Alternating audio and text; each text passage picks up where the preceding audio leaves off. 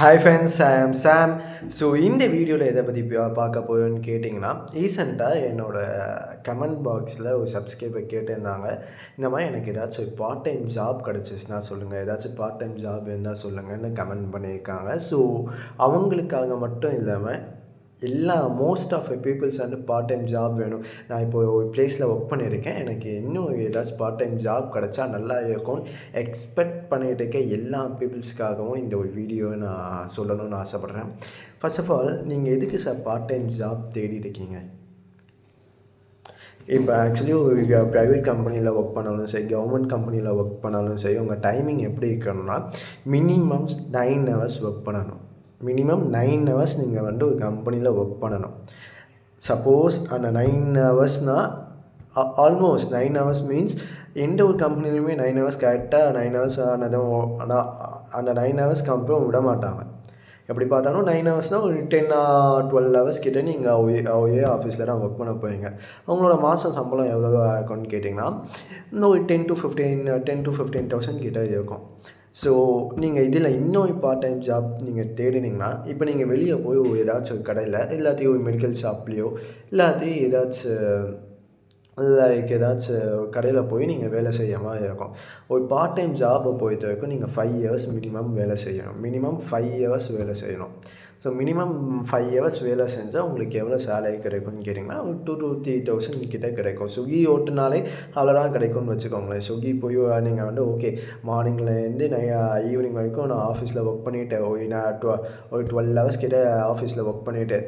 அதுக்கப்புறம் ஈவினிங் ஃபுல்லாக நீங்கள் ஸ்விக்கி ஓட்டினாலும் உங்களோட மாதம் சம்பளம் எவ்வளோ இருக்குன்னு கேட்டிங்கன்னா மேக்ஸிமம் 15 to 16,000 கிட்ட வரைக்கும் தான் உங்களால் ஏர்ன் பண்ண முடியும் ஒரு மாதத்துக்கு. இதில் உங்கள் ஃபேமிலியோடு எப்போ நீங்கள் டைம் ஸ்பெண்ட் பண்ணுவீங்க? உங்கள் ஃபேமிலியோட 1 ஹவர் டைம் உங்களால் ஸ்பெண்ட் பண்ண முடியுமான்னு கேட்டால் அதுவே impossible, heavily impossible. Every Saturday Sunday நீங்கள் உழைச்சிட்டே இருக்கீங்க. ஆனால் நீங்கள் உழைக்க நீங்கள் எந்த பிளேஸில் இருக்கீங்களோ அதே பிளேஸில் தான் இருப்பீங்களே தவிர உங்களால் மேலே போக முடியாது. ஸோ நீங்கள் என்னோடய பெட்டர் ஆப்ஷன் வந்து பெட்டர் சொல்யூஷன் இருக்குது. அந்த பெட்டர் சொல்யூஷன் வந்து நீங்கள் ஏன் ஜாபே தேடிட்டு இருக்கீங்க? ஏன் ஏதாச்சும் ஒரு பார்ட் டைம் ஜாப் தான் பண்ணணுமா? ஏன் உங்கள் டேலண்ட்டை ஏன் நீங்கள் வெளியே காமிக்கக்கூடாதுன்னு நான் உங்கள்கிட்ட கேட்குறேன். ஏன்னா இப்போ நீங்கள் நல்லா யோசிச்சுப்பாங்க. சக்ஸஸ்ஃபுல்லான பீப்புள்ஸ் வந்து நீங்கள் ஆக்டர்ஸாக இருந்தாலும் சரி, ஆக்டராக இருந்தாலும் சரி, சூப்பர் ஸ்டாராக இருந்தாலும் சரி, Ajith sir, Vijay sir, otherwise நீங்கள் வந்து ஒரு ஸ்போர்ட்ஸ் பர்சன் எடுத்துக்கலாம். எல்லாத்தையும் நீங்கள் வந்து பில் கேட்ஸ், அம்பானி, லைக் அந்த மாதிரி உங்களுக்குள்ளே நான் ஒரு சக்ஸஸ்ஃபுல் பர்சன் இருப்பாங்களே, அவங்களோட லைஃப் ஹிஸ்ட்ரி எடுத்துப்போமே. அவங்களோட லைஃப் ஹிஸ்ட்ரியில் அவங்க ஒன்றை மட்டும்தான் ஃபோக்கஸ் பண்ணி விளையாடுவாங்க.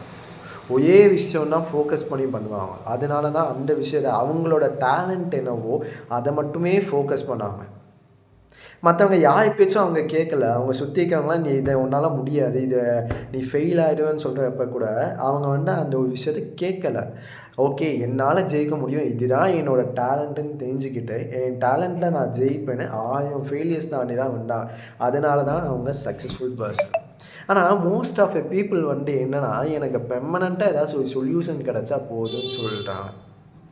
பெர்மனண்ட்டாக இப்போ நான் ஜாப் போயிட்டுருக்கேன், எனக்கு வந்து மாதம் சம்பளம் கிடைக்குது, ஓகே இதுவே எனக்கு போதும், இதுக்கு மேலே எனக்கு நான் ஆசைப்படக்கூடாதுன்னு சொல்கிறாங்க. ஏன்னா பில் கேட்ஸ்னாலும் சரி, சச்சினாலும் சரி, எம்எஸ் தோனினாலும் சரி, ஏன் அவங்க கூட நம்மளாம் கம்பேர் பண்ணதே தப்புன்னு சொல்கிறாங்க. ஏன் அப்படி? ஏன்னா ஆக்சுவலி எம்எஸ் தோனியோ இல்லாட்டி பில் கேட்ஸோ அம்பானியோ இவங்கெல்லாம் வானத்துலேருந்து இன்னும் குதிக்கலையே. நம்ம கூட நான் கஷ்டப்படாமல் யாருமே ஏர்ன் பண்ணிக்க மாட்டாங்க, கஷ்டப்படாமல் யாருமே சக்ஸஸ் ஆகிக்க மாட்டாங்க. ஏன் அப்போ நம்மளால சக்ஸஸ் ஆக முடியலை?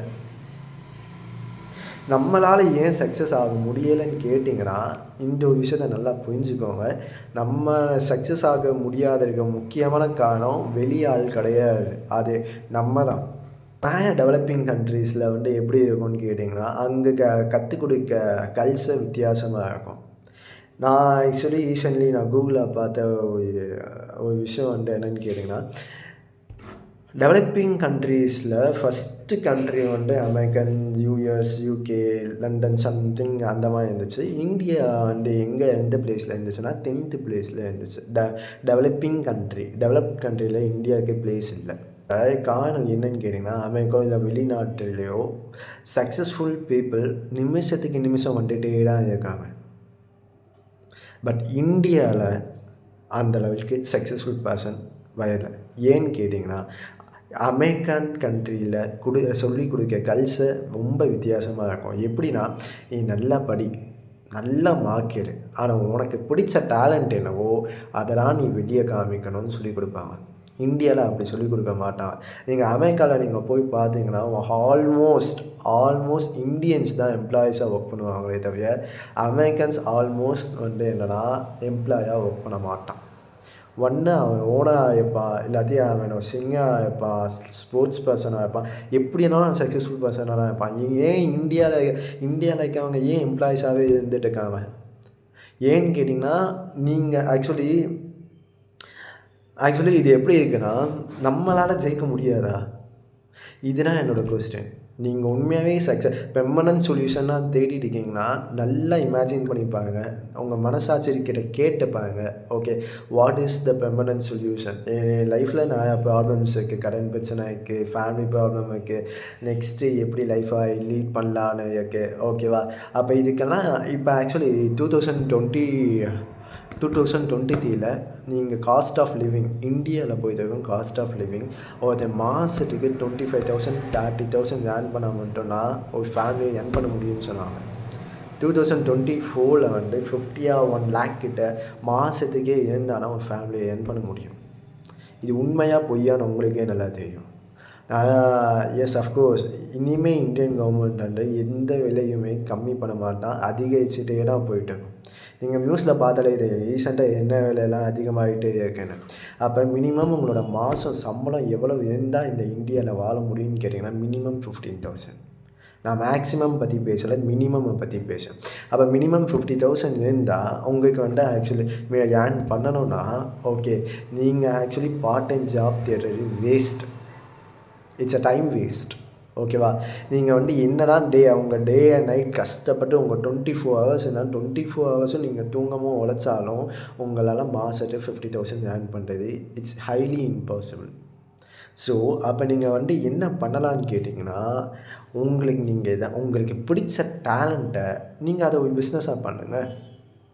Business is the permanent solution for your எல்லா ஃபேமிலியோட ப்ராப்ளத்துக்கும் ரொம்ப சிம்பிளாக ஆன சொல்யூஷன் என்னன்னு கேட்டிங்கன்னா பிஸ்னஸ். அது போக உங்களுக்கு பிடிச்ச விஷயம், உங்களுக்குள்ளே இருக்க டேலண்ட்டை நீங்கள் வெளியே கொண்டு வந்தால் தான் உங்களால் வாழ முடியும்னு சொல்கிறேன். பிஸ்னஸ்ன்னு மட்டும் நான் மீன் பண்ணி சொல்லலை, பட் நீங்கள் யாருன்னு நீங்கள் சொல்லுங்கள். ஒரு சில பேருக்கு கிரிக்கெட்னா பிடிக்கும், ஒரு சில பேருக்கு பாக்ஸிங்னா பிடிக்கும், ஒரு சில பேருக்கு ஸ்விம்மிங்னா பிடிக்கும், ஒரு சில பேருக்கு சிங்கனா பிடிக்கும். ஒவ்வொரு பசங்களுக்கும் ஒவ்வொரு இன்ட்ரெஸ்ட் இருக்குது. காட் பாரபட்சம் பார்க்கலை. நம்மளை படைத்த கடவுள் என்றைக்குமே பாரபட்சம் பார்க்க மாட்டாங்க. சச்சினுக்கு மட்டும்தான் கிரிக்கெட்டை Sachin, MS Dhoni, Bill Gates, Ambani இவங்களுக்கு மட்டும்தான் ஒரு ஸ்பெஷல் பவர்ஸ் கொடுத்தாங்களா? ஏன் நம்மளுக்கு கொடுக்கலையா? ஏன் நமக்கு அந்த மாதிரி எதுவுமே பண்ணலையா? என்றைக்குமே ஒரு விஷயம் நல்லா புரிஞ்சுக்கோங்க. நீங்கள் ஒரு வேளை சப்போஸ் நீங்கள் நான் சொன்னபடி அஃப்கோர்ஸ் நீங்கள் கஷ்டப்பட்டு உழைச்சி ரொம்ப சக்ஸஸ் ஆகிட்டிங்கன்னா, கீழேருந்து நீங்கள் சக்ஸஸ் ஆகிட்டிங்கன்னா, அப்போ எல்லா மத்தியிலையும் ஹாப்பியாக சொல்லுங்கள், என்னோடய சக்ஸஸ்க்கு காரணம் நான் தான். அப்போது சப்போஸ் நீங்கள் ஃபெயில் ஆகிட்டிங்கன்னா, ஓகே, கடைசி வரைக்கும் ஒரே பிளேஸில் நின்று நீங்கள் கடைசி வரைக்கும் ஃபெயில் ஆகிட்டிங்கன்னா, அப்போவும் எல்லா மத்தியிலையும் சொல்லுங்கள், யாரையுமே ப்ளேம் பண்ணாமல் எல்லா மத்தியிலையும் சொல்லுங்கள், நான் தான் என்னோடய ஃபெயிலியருக்கு காரணம்னு. இதுதான் எத்திக்ஸ், இதுதான் ரியாலிட்டி. ஆக்சுவலி நான் என்ன சொல்ல வந்தேன்னா, எல்லா கடவுளும் இன்றைக்கும் பாரபட்சம் பார்க்க மாட்டாங்க. எல்லாருக்குள்ளேயும் ஒவ்வொரு டேலண்ட் கொடுத்துருக்காங்க. அந்த டேலண்ட்டை வெளியில் காமிச்சானா நீங்கள் யாருன்னு இந்த உலகத்துக்கு தெரியும். ஸோ இந்த வீடியோ உங்களுக்கு 100% யூஸ்ஃபுல்லாக இருந்தால் சப்ஸ்கிரைப் பண்ணுங்கள், லைக் பண்ணுங்கள், ஷேர் பண்ணுங்கள். தேங்க்யூ.